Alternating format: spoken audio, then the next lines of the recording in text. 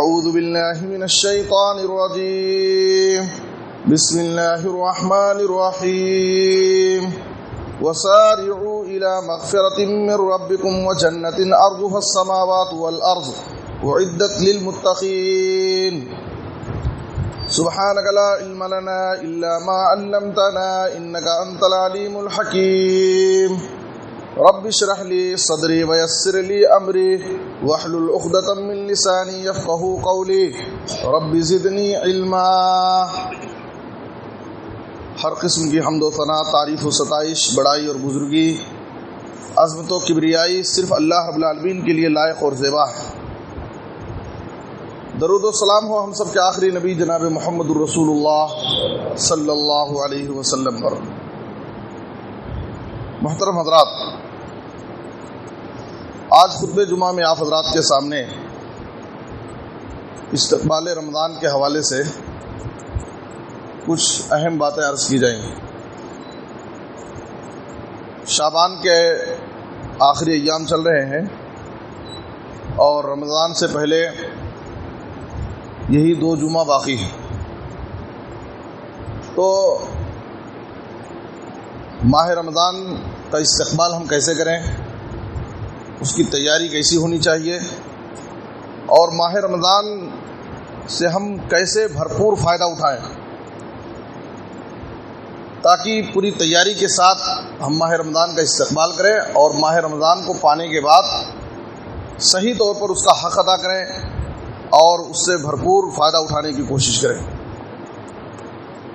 دیکھیے، جب رمضان کا مہینہ قریب ہوتا تو ہمارے نبی جناب محمد الرسول اللہ صلی اللہ علیہ وسلم صحابہ کرام کو آمد رمضان کی بشارت سناتے تھے، خوشخبری دیتے کہ رمضان کا مہینہ آ رہا ہے، وہ رمضان کا مہینہ جو ہمارے گناہوں کی مغفرت کا مہینہ ہے، جو رحمت اور خیر و برکت کا مہینہ ہے، جو مہینوں کا سردار ہے، سب سے مقدس مہینہ ہے، وہ مہینہ ہمارے اوپر بہت جلد سایہ فکن ہونے والا ہے۔ آپ صلی اللہ علیہ وسلم فرماتے اتاکم شہر رمضان شہر مبارک فرض اللہ علیکم صیامہ، اے صحابہ تمہارے سامنے رمضان کا مہینہ آ گیا ہے، وہ رمضان کا مہینہ جو بہت ہی بابرکت مہینہ ہے، اللہ رب العالمین نے اس ماہ مبارک کے روزے تمہارے اوپر فرض کیے ہیں۔ تو آپ صلی اللہ علیہ وسلم آمد رمضان کی صحابہ کرام کو بشارت دیتے، خوشخبری سناتے تاکہ صحابہ اس ماہ مبارک کا استقبال کریں اور بھرپور تیاری کے ساتھ اس ماہ مبارک میں داخل ہوں۔ ماہ رمضان یہ نیکیوں کا موسم بہار ہے۔ ہر شعبے میں رہنے والا انسان اس کے کمانے کا ایک سیزن ہوتا ہے۔ تاجر جو کسی بھی شعبے میں تجارت کرتا ہو، کسی بھی قسم کا تاجر ہو، ہر ایک کے کمانے کا ایک سیزن ہے۔ جب وہ سیزن آتا ہے، موسم آتا ہے، تو آدمی دن رات ایک کر کے اس کی پوری کوشش یہ ہوتی ہے کہ میرے سیزن میں کما لوں۔ اگر پوری محنت کر کے دن رات ایک کر کے میں اپنے اس سیزن میں کما لیا تو میں بقیہ ایام میں آرام سے بیٹھ کر کھا سکتا ہوں، بقیہ ایام میرے لیے بہتر رہیں گے۔ تو جس طریقے سے ہر ایک کا ایک سیزن ہوتا ہے کمانے کا، تو یاد رکھیے کہ اہل ایمان کے لیے، مومنوں کے لیے نیکیاں کمانے کا رمضان موسم بہار، جیسے ہر ایک کے کمانے کی سیزن ہے، تو مومنوں کے لیے رمضان نیکیاں کمانے کا سیزن ہے۔ اسی لیے علماء کہتے ہیں کہ رمضان یہ موسم الخیرات، موسم الخیرات یعنی نیکی اور بھلائی کا موسم ہے، نیکیاں کمانے کا موسم ہے۔ رمضان کا مہینہ جیسے ہی آتا ہے ہم بہت ساری عبادتیں کرتے ہیں، اور اسی لیے اللہ رب العالمین نے ماہ رمضان میں نیکی کرنے کو ہمارے لیے آسان بنا دیا ہے۔ بہت سارے ایسے طریقے رکھے ہیں جس کی وجہ سے ایک مومن کے لیے رمضان میں نیکی کرنا آسان ہو جاتا ہے۔ ظاہر ہے کہ جیسے ہی رمضان شروع ہوتا ہے، آپ صلی اللہ علیہ وسلم نے کہا اذا کان اول لیلۃ من رمضان صفدت الشیاطین، جیسے ہی رمضان شروع ہوتا ہے جتنے بھی سرکش جن و شیاطین ہیں ان کو زنجیروں میں جکڑ دیا جاتا ہے۔ تاکہ وہ لوگوں کے دلوں میں وسوسے ڈال کر کے ان کو بھلائی سے محروم نہ کریں، برائی کی طرف آمادہ نہ کریں۔ تو سرکش جناتوں اور شیطانوں کو زنجیروں میں جکڑ دیا جاتا، باندھ دیا جاتا۔ جنت کے دروازے کھول دیے جاتے ہیں رمضان میں، جہنم کے دروازے بند کر دیے جاتے ہیں، اور آسمان سے ایک منادی اعلان کرنے والا اعلان کرتا ہے، یا باغی الخیر اقبل و یا باغی الشر اقصر، اے نیکی اور بھلائی کے طلبگار، نیکی کی جستجو کرنے والے، نیکیاں کمانے والے انسان، تیرے لیے نیکیاں کمانے کا مہینہ آ گیا ہے، اب تو نیکیوں میں آگے بڑھتے جا۔ وجا باغی الشر اقصر، اور اے برائی کے طلبگار، گناہوں کی عادت رکھنے والے، برائی کے کام کرنے والے، ماہ مبارک آ رہا ہے، اس ماہ مبارک میں تم اپنے گناہوں سے باز آ جاؤ، رک جاؤ، اس لیے کہ یہ بڑا مقدس مہینہ ہے۔ اس مہینے کے تقدس کا لحاظ کرو اور اپنی بری عادتوں کو چھوڑ دو۔ نیکیاں کمانے کا یہ مہینہ ہے، اس ماہ مبارک میں تم نیکیوں میں آگے بڑھو۔ وَلِلَّهِ وَتَقَاءٌ مِّنَ النَّارِ، اور نبی صلی اللہ علیہ وسلم نے کہا کہ ماہ مبارک میں اللہ تعالیٰ بکثرت جہنمیوں کو جہنم سے آزاد کرتا ہے۔ اور حدیث کے اندر ہے وَذَلِكَ فِي كُلِّ لَيْلَةٍ، ہر رات اللہ تعالیٰ بکثرت جہنمیوں کو جہنم سے آزاد کرتا ہے۔ اور بعض روایتوں میں ہے کہ خاص طور پر افطار کے وقت اللہ رب العالمین رمضان کے ہر رات جہنم سے آزاد کرنے کا اعلان کرتا ہے، پروانہ دیتا ہے۔ بڑے خوش نصیب ہیں اللہ کے وہ بندے جو اس ماہ مبارک کی قدر کرتے ہیں اور ماہ رمضان میں اپنے آپ کو نیکیوں میں، عبادتوں میں گزارتے ہیں، اور اس ماہ مبارک سے اپنے گناہوں کی مغفرت کراتے ہیں۔ یاد رکھیے کہ ماہ رمضان ایک مقدس مہینہ ہے۔ ہر انسان کا حال یہ ہے کہ جب بھی ہمارے گھروں میں کوئی مہمان آتا ہے تو ہم اس کی تیاری کرتے ہیں مہمان کے آنے سے پہلے۔ اسی طریقے سے مہمان جتنا بڑا ہوتا ہے تیاری بھی ویسی ہماری بڑی ہوتی ہے۔ مہمان کے حساب سے ہم تیاری کرتے ہیں۔ آپ سوچئے کہ ہمارے گھر آنے والا ایک مہمان جس کے بارے میں ہم کو اطلاع ملتی ہے کہ فلاں ہمارے گھر مہمان آنے والے ہیں، تو ہم باقاعدہ تیاریوں میں لگ جاتے ہیں۔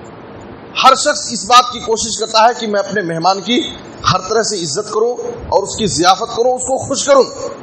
تو اسی طریقے سے ماہ رمضان یہ ہمارا مہمان ہے، اس مہمان کے آنے سے پہلے باقاعدہ ہمارے پاس پوری تیاری ہو جانی چاہیے، تاکہ ماہ رمضان آتے ہی ہم پورے طور پر پرجوش طریقے سے ماہ رمضان کا استقبال کریں اور ماہ رمضان کی رحمتوں اور برکتوں سے مستفید ہونے کی کوشش کریں۔ یاد رکھیے، ماہ رمضان کی جو شخص قدر کرتا ہے، ماہ رمضان پانے کے بعد جو شخص ماہ رمضان کی قدر کرتا ہے، تو ماہ رمضان کی قدر کرنے والا انسان بڑا خوش نصیب اور سعادت مند انسان ہے۔ میں آپ کو ایک حدیث بیان کرتا ہوں۔ طلحہ بن عبید اللہ رضی اللہ عنہ کہتے ہیں، نبی صلی اللہ علیہ وسلم کی خدمت میں دو نوجوان آئے، دونوں ایک ساتھ اسلام قبول کیے۔ ان میں سے ایک نوجوان شہید کر دیا گیا، دوسرا نوجوان جو ایک ہی ساتھ اسلام قبول کیے تھے، دوسرا نوجوان 1 سال کے بعد اس کی موت ہوئی، شہید نہیں ہوا، موت ہوئی اس کی۔ طلحہ بن عبید اللہ رضی اللہ عنہ کہتے ہیں کہ میں نے خواب میں دیکھا کہ وہ شخص جو طبعی موت مرا ہے، 1 سال کے بعد مرا ہے، وہ شخص جنت میں شہید سے پہلے چلا گیا۔ آپ غور کیجئے، دو نوجوان نبی صلی اللہ علیہ وسلم کی خدمت میں آئے، ایک ساتھ اسلام قبول کیے ہیں۔ ان میں سے پہلا نوجوان زیادہ عبادت گزار تھا اور وہ اللہ کے راستے میں شہید کر دیا گیا، زیادہ عبادت گزار ہے، اللہ کی راہ میں شہید کیا گیا ہے۔ لیکن اس سے پہلے جو دوسرا نوجوان ہے وہ جنت میں جا رہا ہے۔ کہتے ہیں کہ جب صبح ہوئی تو میں نے صحابہ کرام کے سامنے یہ واقعہ ذکر کیا تو لوگ تعجب میں پڑ گئے۔ ایک تو عبادت گزار بھی زیادہ تھا اور دوسرے اللہ کی راہ میں شہید کیا گیا ہے، اس سے پہلے یہ دوسرا شخص جنت میں کیوں جا رہا ہے؟ کیا بات ہے؟ تو لوگ تعجب میں پڑ گئے۔ کہتے ہیں کہ میں نبی صلی اللہ علیہ وسلم کی خدمت میں گیا اور آپ صلی اللہ علیہ وسلم کے سامنے اپنا خواب ذکر کیا کہ میں دیکھتا ہوں کہ شہید سے پہلے یہ دوسرا نوجوان جنت میں جا رہا ہے، کیا بات ہے آخر؟ تو نبی صلی اللہ علیہ وسلم نے اس واقعے کو سننے کے بعد کہا، الیس قد مکث ھذا بعدہ سنۃ فادرک رمضان فصامہ وصلی کذا وکذا فی السنۃ، لما بینہما ابعد مما بین السماء والارض. آپ صلی اللہ علیہ وسلم نے کہا کہ یہ دوسرا نوجوان جو شہید نوجوان سے پہلے جنت میں جا رہا ہے. کیوں جا رہا ہے؟ اس لیے کہ اس آدمی کو، اس نوجوان کو اس کے بعد 1 سال ملے، 1 سال زیادہ زندہ رہا، اور اس 1 سال میں اس کو رمضان کا مہینہ ملا، اور رمضان کا مہینہ پا کر کے اس نے خوب روزے رکھے، خوب نمازیں پڑھی پورے سال، جس کی وجہ سے اللہ رب العالمین اس شہید نوجوان سے پہلے اس کو جنت میں داخل کیا. اور آپ صلی اللہ علیہ وسلم نے کہا ان دونوں کے درمیان جنت میں اتنی دوری ہے جتنا آسمان اور زمین کے درمیان دوری ہے. آپ غور کیجئے کہ ایک آدمی عبادت گزار زیادہ ہے، شہید ہوا ہے، لیکن اس سے زیادہ مقام والا انسان وہ ہے جو ماہ رمضان کے روزوں کی قدر کرتا ہے، ماہ رمضان کی عبادتوں کی قدر کرتا ہے، اور ماہ رمضان کی قدر کرنے کی وجہ سے، ماہ رمضان میں نمازیں پڑھنے اور روزہ رکھنے کی وجہ سے شہید سے پہلے وہ جنت میں جا رہا ہے، اور شہید سے زیادہ اس کو درجے مل رہے ہیں. یہ ہے ماہ رمضان کی قدر کرنے والے آدمی کا بہترین انعام.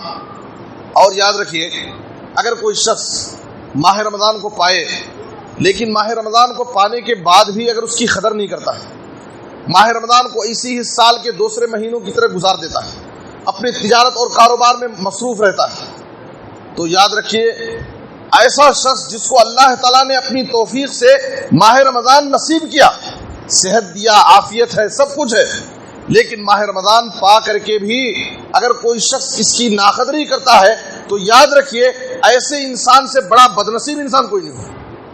اللہ تعالیٰ نے اس کو اس کے گناہوں کی مغفرت کے لیے اللہ تعالیٰ نے ایک بہترین موقع رمضان کی شکل میں عطا کیا. اب اس کو اللہ کا شکر ادا کرنا چاہیے اور اس ماہ مبارک سے زیادہ فائدہ اٹھانے کی کوشش کرنا چاہیے. لیکن بڑا بدنصیب ہے وہ انسان کہ ماہ رمضان جیسا مہینہ بھی اسے مل گیا لیکن وہ اپنے گناہوں کی مغفرت نہیں کرا سکتا، ماہ رمضان کی قدر نہیں کیا. مستدرک حاکم اور بہقی کی وہ مشہور حدیث جس میں نبی صلی اللہ علیہ وسلم نے صحابہ کرام سے کہا کہ ممبر لاؤ، میں تم سے کچھ نصیحت کرنا چاہتا ہوں. صحابہ کرام نبی صلی اللہ علیہ وسلم کے لیے ممبر لائے. آپ صلی اللہ علیہ وسلم پہلے زینے پر چڑھے تو آپ نے کہا آمین، دوسرے زینے پر آپ نے قدم رکھا تو کہا آمین، تیسرے زینے پر قدم رکھے تو آپ نے کہا آمین. صحابہ کرام کا حال یہ تھا کہ جب نبی صلی اللہ علیہ وسلم سے کوئی خلاف عادت کوئی کام دیکھتے یا سنتے تو باقاعدہ اس پر سوال کرتے تھے، اور یہ گستاخی نہیں ہے. آج باقاعدہ لوگوں کو علماء سے سوال کرنے اور ان سے بحث کرنے، پوچھ تاچھ کرنے کو علماء کی شان میں گستاخی سمجھتے ہیں. صحابہ کرام کا طریقہ کیا تھا؟ نبی صلی اللہ علیہ وسلم کو جب دیکھتے کہ کوئی نیا کام کر رہے ہیں، خلاف عادت کوئی کام کر رہے ہیں یا کوئی بات کہہ رہے ہیں، تو باقاعدہ صحابہ کرام سوال کرتے تھے اللہ کے رسول آپ نے یہ کام کیوں کیا ہے؟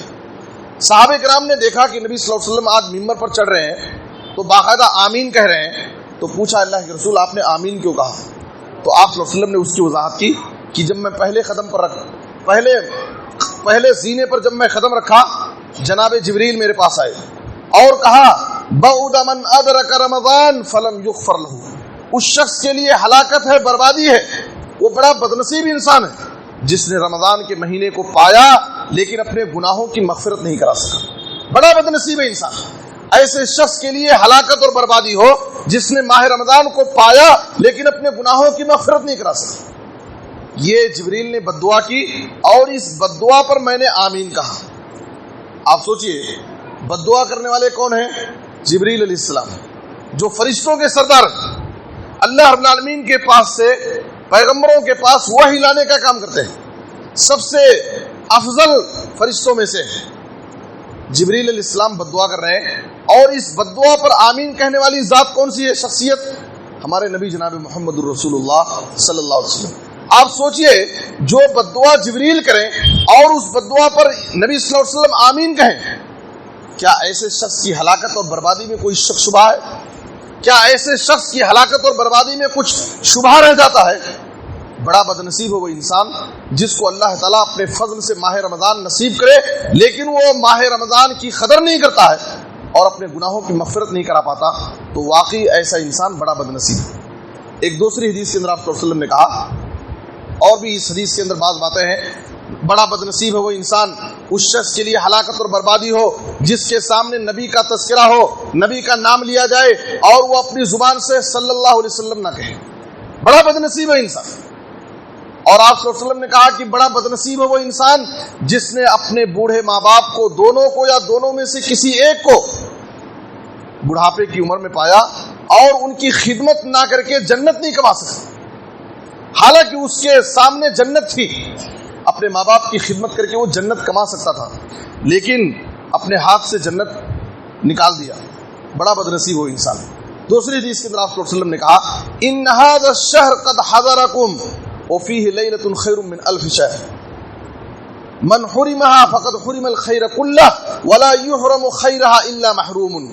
آپ صلی اللہ علیہ وسلم نے کہا یاد رکھو ماہ رمضان میں ایک ماہ رمضان تمہارے سامنے آ چکا ہے، اور اس ماہ مبارک میں اللہ تعالیٰ نے ایک رات لیلۃ القدر کے نام سے ایک ایسی رات رکھی ہے جو 1000 مہینے کی عبادت سے بہتر ہے، اور اس رات کی عبادت سے اگر کوئی شخص محروم ہو گیا تو وہ ہر خیر اور ہر بھلائی سے محروم کر دیا جائے. اور آپ صلی اللہ علیہ وسلم نے کہا لیلۃ القدر کی عبادت سے صرف بدنصیب انسان ہی محروم کیا جاتا ہے جو اس کی قدر نہیں کرتا. تو اس لیے میرے بزرگ اور دوستو، ماہ رمضان پانا یہ اللہ رب العالمین کی ہمارے لیے بہت بڑی نعمت ہے. اللہ رب العالمین ہم کو ماہ رمضان نصیب کرے، یہ اللہ کی بہت بڑی نعمت، اور اس نعمت پر ہم کو اللہ کا شکر ادا کرنا چاہیے اور اس نعمت کی قدر کرنی چاہیے. اور بندہ جب اللہ رب العالمین کی نعمتوں پر شکر ادا کرتا ہے تو اللہ تعالیٰ اس کی زندگی میں ویسی نعمتیں بار بار لاتا ہے، اس لیے کہ اللہ کا وعدہ ہے سورہ ابراہیم آیت نمبر 7 میں لئن شکرتم لازیدنکم ولئن کفرتم ان عذابی لشدید. اگر تم میری نعمتوں پر شکر ادا کرو گے تو ہم تم کو مزید نعمتیں دیں گے، لیکن اگر ناشکری کرو گے تو یاد رکھو کہ ناشکروں کے لیے اللہ کا عذاب بڑا سخت ہے. میرے بزرگ اور دوستو، تو میں عرض یہ کر رہا تھا کہ اگر اللہ رب العالمین ہمیں اپنی مہربانی سے، اپنے فضل اور توفیق سے ماہ رمضان نصیب کرے تو ہم میں سے ہر شخص کی یہ ذمہ داری ہے کہ باقاعدہ ماہ رمضان کی قدر کرے اور ماہ رمضان سے بھرپور فائدہ اٹھانے کی کوشش کرے، تاکہ جب یہ مہینہ ہم سے رخصت ہو تو ہمارے گناہوں کی مغفرت ہو جائے. آئیے میں 2-4 نکات میں اس بات کی وضاحت کرتا ہوں کہ ماہ رمضان سے ہم فائدہ کیسے اٹھا سکتے ہیں.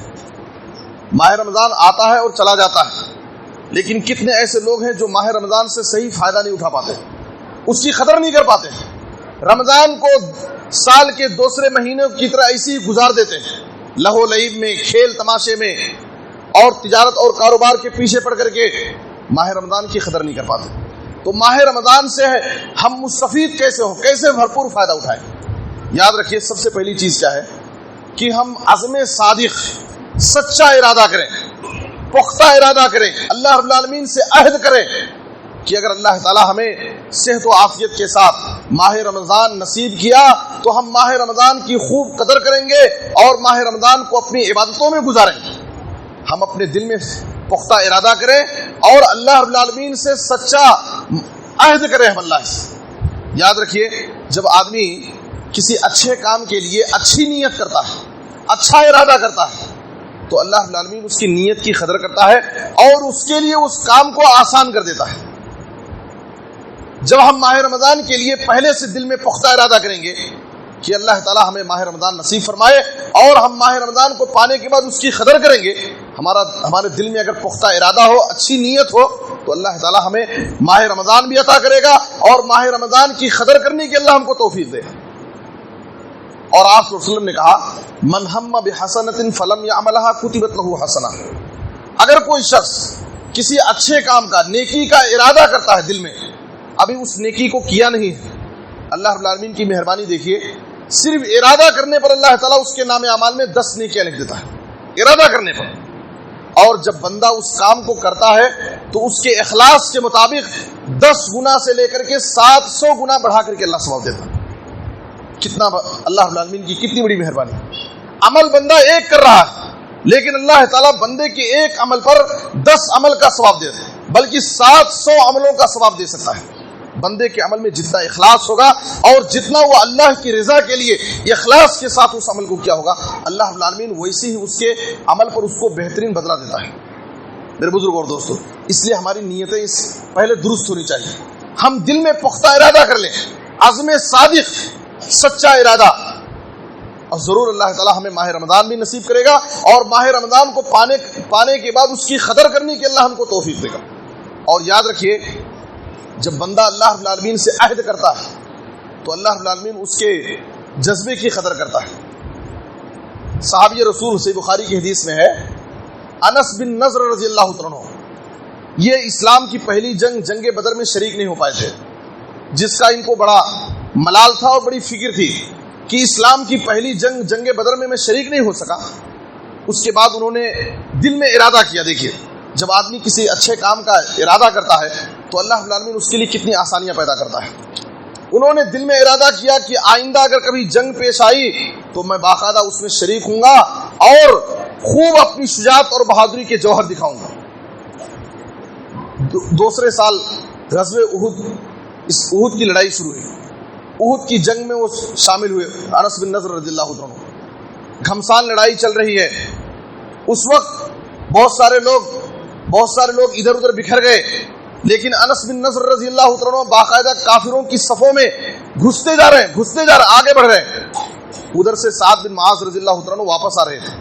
سعد بن معاذ رضی اللہ عنہ سے ملے، کہا کہ اے سعد تم کہاں واپس جا رہے ہو؟ انی اجد ریح الجنہ دون احد، میں تو احد پہاڑ کے پیچھے جنت کی خوشبو محسوس کر رہا ہوں، وہاں سے مجھے جنت کی خوشبو مل رہی ہے، میں وہاں جا رہا ہوں۔ اور کافروں کی صفوں میں آگے بڑھتے رہے، کئی لوگوں کو قتل کیا، یہاں تک کہ انس بن نضر رضی اللہ عنہ کو شہید کر دیا گیا۔ انہوں نے جنگ بدر میں وہ شریک نہیں ہو پائے تھے، لیکن اس کے بعد انہوں نے دل میں پختہ ارادہ کیا، اللہ رب العالمین سے سچا عہد کیا، آئندہ اگر کبھی جنگ کا موقع آیا تو میں شریک ہوں گا اور اپنی شجاعت اور بہادری کے جوہر دکھاؤں گا۔ آپ دیکھیں کہ انس بن نضر رضی اللہ عنہ کو غزوہ احد میں شہید کیا گیا اور دشمنوں نے ان کو اتنا زیادہ زخم پہنچایا کہ ان کی لاش کو پہچانا نہیں جا رہا تھا، ان کی لاش نہیں پہچانی جا رہی تھی کہ کون ہے۔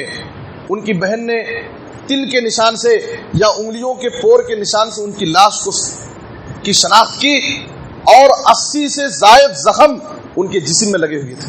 انس بن نضر رضی اللہ عنہ۔ میرے بزرگ اور دوستو، کہنے کا مطلب یہ ہے کہ ماہ رمضان یہ مقدس مہینہ آنے سے پہلے ہم دل میں پختہ ارادہ کر لیں، اچھی نیت کریں کہ ماہ رمضان میں ہم زیادہ سے زیادہ قیام اللیل کریں گے، ماہ رمضان کے روزوں کی مکمل پابندی کریں گے، ماہ رمضان میں ہم زیادہ سے زیادہ عبادتوں میں اپنا وقت لگائیں گے۔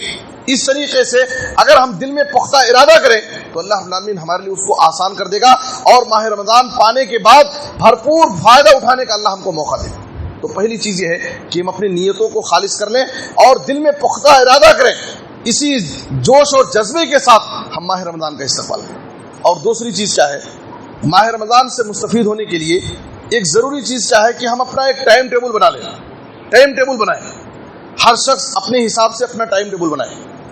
کوئی تاجر ہے، تجارت کرتا ہے، اس کو اپنی تجارت بھی سنبھالنا ہے اور ماہ رمضان کی عبادت بھی کرنا ہے۔ کوئی آدمی ملازم ہے، آفس میں جاب کرتا ہے، کسی اسکول اور کالج میں پڑھاتا ہے، وہ اپنی نوکری اور ملازمت کو اچھی طرح جانتا ہے، کتنے وقت تک میں ڈیوٹی کروں گا اور کس وقت میں قرآن مجید کی تلاوت کے لیے وقت نکالوں اور اپنی نمازوں کی کیسے میں پابندی کروں گا۔ تو باقاعدہ اپنا ایک ٹائم ٹیبل بنا لے پہلے ہی سے۔ ماہ رمضان شروع ہونے سے پہلے ہر شخص اپنے مصروفیات کو سامنے رکھ کر کے ایک ٹائم ٹیبل بنا لے اور اس کی روشنی میں وہ اپنے کام انجام دے، تو اس طریقے سے اس کی ملازمت بھی ہو جائے گی، کاروبار بھی ہو جائے گا، اور ماہ رمضان کی عبادتوں سے وہ متاثر نہیں ہوگا۔ ہوتا کیا ہے، رمضان کا مہینہ آتا ہے، شروع میں 2-4 دن لوگ جوش دکھاتے ہیں، اس کے بعد ہر آدمی اپنے اپنے کام میں مصروف ہو جاتا ہے، نمازوں میں سستی شروع ہو جاتی ہے، تراویح میں لوگوں کی تعداد گھٹ جاتی ہے، قرآن مجید کی تلاوت کرنے کی پابندی ختم ہو جاتی ہے۔ تو باقاعدہ ہمارے پاس ہم میں سے ہر شخص رمضان شروع ہونے سے پہلے اپنے کاموں اور مصروفیات کو سامنے رکھ کر کے ایک ٹائم ٹیبل بنائے، اس طریقے سے کہ ہمارے کام بھی متاثر نہ ہو، ہماری ملازمت بھی متاثر نہ ہو، ہمارا کاروبار بھی متاثر نہ ہو، اور رمضان کی عبادتیں بھی متاثر نہ ہونے پائیں۔ اس طریقے سے ہم رمضان سے زیادہ سے زیادہ فائدہ اٹھا سکتے ہیں۔ اور ایک تیسری چیز کیا ہے، ماہ رمضان شروع ہونے سے پہلے ہر شخص کی یہ ذمہ داری ہے کہ باقاعدہ رمضان اور رمضان کے روزے، رمضان کی عبادتوں کو جاننے کے لیے ہم علم حاصل کریں۔ رمضان کیسا مقدس مہینہ ہے، اس کے روزے ہمارے اوپر فرض ہیں، روزوں کے مسائل ہیں، قیام اللیل تراویح کے مسائل ہیں، قرآن مجید کی تلاوت کا مسئلہ ہے، دعاؤں کا مسئلہ ہے، بہت سارے رمضان کی عبادتیں اور اعمال ہیں۔ رمضان میں داخل ہونے سے پہلے ہم رمضان اور رمضان کی عبادتوں کے بارے میں علم حاصل کریں اور باقاعدہ کتابیں پڑھ کر کے، فولڈر پڑھ کر کے اور آڈیو اور ویڈیو بیانات سن کر کے، تاکہ ہمارے دلوں میں رمضان کا تقدس بیٹھ جائے. رمضان المبارک کے مہینے کی عظمت اور تقدس ہمارے دلوں میں اگر بیٹھ گئی تو آدمی اسی حساب سے ماہ رمضان میں اپنے آپ کو عبادتوں میں لگائے. جب تک ماہ رمضان کی عظمت، اس کا تقدس اور اس مہینے کا احترام ہمارے دلوں میں نہیں بیٹھے گا، ہم ماہ رمضان سے فائدہ نہیں اٹھا سکتے. تو اس لیے ماہ رمضان میں داخل ہونے سے پہلے ہم ماہ رمضان کی فضیلتیں کیا ہیں اور ماہ رمضان کی عبادتیں کیا ہیں، اس تعلق سے ہم جانکاری حاصل کریں، علم حاصل کریں. اس کے بعد ہم ماہ رمضان کا استقبال کریں. اور ایک چوتھی بڑی اہم چیز یہ ہے کہ ماہ رمضان میں اللہ رب العالمین کی عبادت کرنے کے لیے اللہ رب العالمین سے ہم اپنی دعاؤں میں توفیق مانگیں، عمل صالح کی توفیق طلب کریں اللہ سے. یاد رکھیے، آدمی رمضان کا مہینہ پالے، مکہ مدینہ چلا جائے، لیکن اگر اللہ رب العالمین کی طرف سے اس کو توفیق نہ ہو عمل کی، تو انسان کہیں بھی چلا جائے، کون سا بھی مہینہ مل جائے، لیکن وہ اس کی قدر نہیں کر پاتا. آپ جانتے ہیں کتنے ایسے لوگ ہیں حج کے لیے جاتے ہیں، اللہ تعالیٰ ان کو حج کی توفیق دیتا ہے، لیکن حج کے لیے گئے ہیں، مکہ مدینہ میں ہے، مسجد حرام میں ان کو عبادت کرنے کا ایک بہترین موقع ہے، مسجد نبوی میں نمازیں پڑھنے کا ان کو بہترین موقع ہے، لیکن کتنے ایسے بد نصیب ہیں وہاں جانے کے بعد بھی اپنے آپ کو عبادتوں میں مصروف نہیں رکھتے، غیر ضروری کاموں میں لگا دیتے ہیں، اپنا وقت ضائع کرتے ہیں، گھنٹوں ادھر ادھر بیٹھ کر کے دوستوں میں اپنا وقت گزارتے ہیں. حالانکہ اللہ رب العالمین نے ان کو عبادت کا ایک بہترین موقع دیا ہے. مسجد حرام میں، خانہ کعبہ میں ایک نماز پڑھنے کا ان کو کتنا بڑا اجر و ثواب، لیکن وہاں جانے کے بعد بھی کچھ بد نصیب ایسے ہوتے ہیں جن کو عمل کی توفیق نہیں ملتی اور بس رسمی طور پر حج اور عمرے کر کے واپس آ جاتے ہیں اور لوگوں میں حاجی صاحب کہلانے لگتے ہیں. میرے بزرگ اور دوستو، ہماری یہ بہت بڑی ذمہ داری ہے کہ توفیق دینے والی ذات اللہ کی ذات ہے. جب تک اللہ رب العالمین بندے کو توفیق نہ دے، ایمان لانے کی توفیق، عمل کرنے کی توفیق، توبہ اور استغفار کرنے کی توفیق، بندہ کبھی بھی کوئی عمل نہیں کر سکتا. توفیق ضروری. ترمذی کی ایک حدیث کے اندر آپ صلی اللہ علیہ وسلم نے کہا، اذا اراد اللہ بعبد خیرا استعملہ، جب اللہ تعالیٰ کسی بندے کے ساتھ بھلائی کا معاملہ کرنا چاہتا ہے تو اس کو کام میں لگا دیتا ہے. صحابہ کرام نے کہا کیف یستعملہ، اس سے اللہ تعالیٰ کیسے کام لیتا ہے؟ تو آپ صلی اللہ علیہ وسلم نے کہا یوفقہ لعمل صالح قبل الموت، بندے کو، جس بندے کے ساتھ اللہ تعالیٰ بھلائی کا معاملہ کرنا چاہتا ہے اس کو مرنے سے پہلے اللہ تعالیٰ اس کو نیک عمل کی توفیق دے دیتا ہے. آپ دیکھیں کتنے ایسے لوگ ہیں سماج اور معاشرے میں جن کی پوری زندگی گناہوں میں گزری، زندگی میں کبھی بھی وہ مسجدوں کی طرف رخ نہیں کیے اور بڑی بری عادتیں ان کے اندر تھی، لیکن مرنے سے پہلے اللہ رب العالمین نے ان کو توفیق دی، وہ توبہ کر لی، نیک انسان بن گئے، 5 وقتہ نمازی بن گئے، اچھے کاموں میں ہمیشہ آگے رہتے تھے. کیوں؟ اس لیے کہ اللہ تعالیٰ نے اسے بھلائی، اللہ تعالیٰ اس شخص کے ساتھ بھلائی کا معاملہ کرنا چاہتا ہے اور اس کو اللہ نے عمل کی توبہ کرنے کی توفیق دے دیا. تو یہ توفیق ہمیں اللہ رب العالمین سے مانگنا چاہیے، عمل صالح کی توفیق، توبہ کرنے کی توفیق. جب تک اللہ رب العالمین کی توفیق نہ ملے بندہ کوئی بھی عمل نہیں کر سکتا. نبی صلی اللہ علیہ وسلم اللہ سے دعا کرتے تھے، اللہم انی اسألک فعل الخیرات وترک المنکرات وحب المساکین، اے اللہ میں تجھ سے نیکی اور بھلائی کے کام کرنے کی، اللہ میں تجھ سے دعا کر رہا ہوں، مجھے نیکی اور بھلائی کے کام کرنے کی توفیق دے، گناہوں سے بچنے کی اللہ مجھے توفیق دے، اور غریبوں اور مسکینوں سے محبت کرنے کی اللہ مجھے توفیق دے. آپ صلی اللہ علیہ وسلم اللہ رب العالمین سے یہ دعا مانگتے تھے. جنتی جب جنت میں چلے جائیں گے، جنت کی نعمتوں میں رہیں گے، اللہ رب العالمین کا شکر ادا کریں گے. اس وقت کیا شکر ادا کریں گے؟ الحمدللہ الذی ہدانا لہذا وما كنا لنہتدی لولا ان ہدانا اللہ.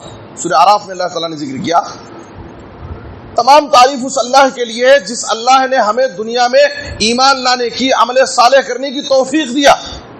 اگر دنیا میں اللہ تعالیٰ ہم کو ایمان لانے کی، عمل کی توفیق نہیں دیتا تو ہم نہ عمل کرتے، نہ ایمان لاتے، اور نہ ہم جنت کما سکتے تھے. اللہ کا شکر ہے کہ اللہ تعالیٰ نے دنیا میں ہم کو عمل کرنے کی توفیق دیا، جس کی وجہ سے ہم آج جنت میں پہنچ گئے. تو اس وقت اللہ رب العالمین کا جنتی شکر ادا کریں گے. میرے بزرگ اور دوستو، تو اس طریقے سے اگر ہم اپنا ٹائم ٹیبل بنا لیں اور ماہ رمضان میں داخل ہونے سے پہلے باقاعدہ ماہ رمضان کے مسائل کو ایک مرتبہ پڑھ لیں، سیکھنے کی کوشش کریں، ماہ رمضان کا تقدس اپنے دلوں میں بٹھا لیں اور اپنی دعاؤں میں اللہ رب العالمین سے عمل کرنے کی توفیق مانگیں کہ اللہ تعالیٰ ہمیں ماہ رمضان بھی نصیب فرمائے اور ماہ رمضان کو اللہ تعالیٰ ہمیں عبادت کرنے کی توفیق دے۔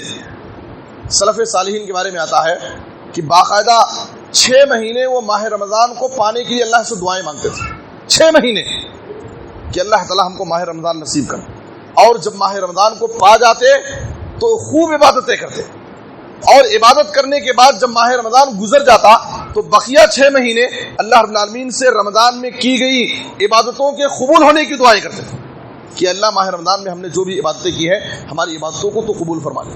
تو اس لیے میرے بزرگ اور دوستو، امام مالک رحمۃ اللہ علیہ کے بارے میں آتا ہے جیسے ہی ماہ رمضان شروع ہوتا وہ اپنی ساری مصروفیات کو چھوڑ کر کے پورے طور پر اللہ کی عبادت میں لگ جاتے ہیں، اس لیے کہ انسان کی زندگی میں کاروبار کے لیے اور دنیا کے بہت سارے کاموں کو حل کرنے کے لیے اس کے پاس زندگی میں موقع بہت ہیں، لیکن ماہ رمضان کی سعادت حاصل ہونا، ماہ رمضان کا پانا، یہ ہر ایک کی بس کی بات نہیں ہے، اور بار بار انسان کی زندگی میں موقع نہیں ملتا۔ آپ دیکھیے، آپ اپنے دوستوں میں اور خاندان میں رشتہ داروں پر غور کیجیے، کتنے ایسے لوگ باقاعدہ مسلسل لوگوں کے موت کی خبریں آ رہی ہیں، کتنے ایسے ہمارے رشتہ دار تھے، ہمارے دوست و احباب تھے جو گزشتہ سال ہمارے ساتھ تھے، رمضان کے روزے رکھے، لیکن اس سال ہمارے ساتھ نہیں، دنیا سے چلے گئے۔ زندگی ایک بہت بڑی امانت ہے اللہ کی طرف سے میرے بزرگ اور دوستو، زندگی اللہ رب العالمین کی طرف سے بہت بڑی امانت ہے۔ اللہ رب العالمین نے جو بھی ہمیں زندگی عطا کی ہے، اپنی زندگی کا ایک ایک وقت اللہ کی عبادت میں گزارے، اللہ کو خوش کرنے میں گزارے، اور یہ اللہ رب العالمین کی بہت بڑی مہربانی ہے کہ اس نے ہم جیسے گنہگاروں کے گناہوں کی مغفرت کے لیے اللہ نے ماہ رمضان جیسا مقدس مہینہ رکھ دیا تاکہ اس ماہ مبارک میں ہم زیادہ سے زیادہ عبادتیں کر کے اپنے گناہوں کی مغفرت کرا سکیں۔ اللہ سے دعا ہے کہ اللہ تعالیٰ ہمیں آنے والے مہینے ماہ مبارک کی اللہ تعالیٰ زیادہ سے زیادہ قدر کرنے کی توفیق عطا فرمائے۔ اے اللہ، تو ہم کو ماہ رمضان میں زیادہ سے زیادہ عبادتیں انجام دینے کی توفیق عطا فرما، اور ماہ رمضان سے بھرپور مستفید ہونے، فائدہ اٹھانے کی اللہ ہم سب کو توفیق دے۔ اے اللہ، جو بیمار انہیں شفائے عاجل کامل عطا فرما۔ اے اللہ، جو مقروض ہیں انہیں ادائیگی قرض کی کوئی آسان سبیل پیدا فرما۔ اے اللہ، پورے عالم میں اسلام اور مسلمانوں کو عزت، ترقی اور غلبہ نصیب فرما۔ اے اللہ، تو ہر جگہ مظلوم مسلمانوں کی حفاظت فرما، جب تک ہمیں زندہ رکھ، کتاب و سنت پر عمل کرنے کی توفیق دے، جب خاتمہ ہو تو خاتمہ بالخیر، کلمہ توحید پر وفات دے۔ آمین، تقبل یا رب العالمین، وصلی اللہ علی نبینا محمد و آلہ وصحبہ اجمعین۔